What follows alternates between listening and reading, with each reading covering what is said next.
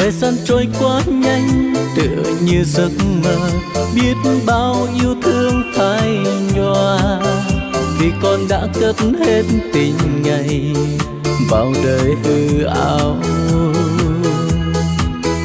Con tìm cho con ánh sáng và nụ cười bằng nhiều thú vui, giữ đời băng giá tìm đâu thấy bình an.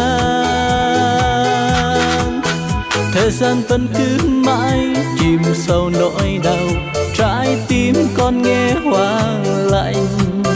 Màn đêm tối ru xuống tâm tư, chợt òa tiếng khóc.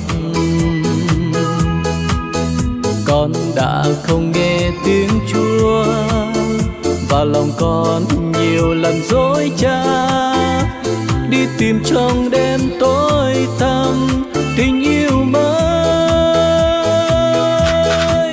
Con đã nhận ra cuộc đời này chẳng ý nghĩa chi nếu thiếu vàng ngày, nhưng cuộc đời trong tay Cha nguồn sống mãi luôn tràn tuôn tâm hồn.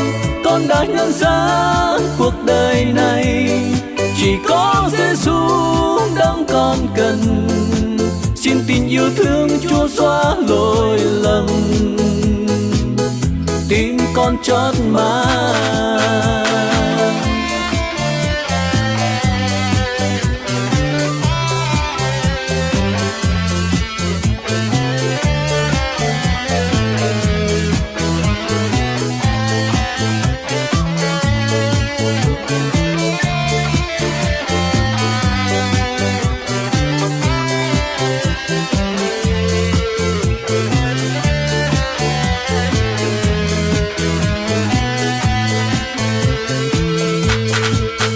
Thời gian trôi quá nhanh tựa như giấc mơ, biết bao yêu thương phai nhòa, vì con đã cất hết tình ngày vào đời hư ảo.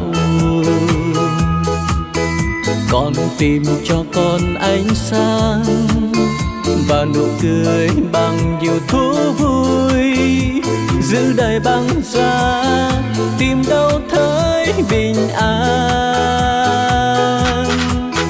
Thời gian vẫn cứ mãi chìm sâu nỗi đau, trái tim con nghe hoang lạnh. Màn đêm tối ru xuống tâm tư, chợt òa tiếng khóc. Con đã không nghe tiếng Chúa, và lòng con nhiều lần dối trá, đi tìm trong đêm tối tăm tình yêu mới. Con đã nhận ra cuộc đời này chẳng ý nghĩa chi nếu thiếu vàng ngày, nhưng cuộc đời trong tay Cha nguồn sống mãi luôn tràn tuôn tâm hồn. Con đã nhận ra cuộc đời này chỉ có Giêsu đấng con cần. Xin tình yêu thương Chúa xóa lỗi lầm, tim con chót mang.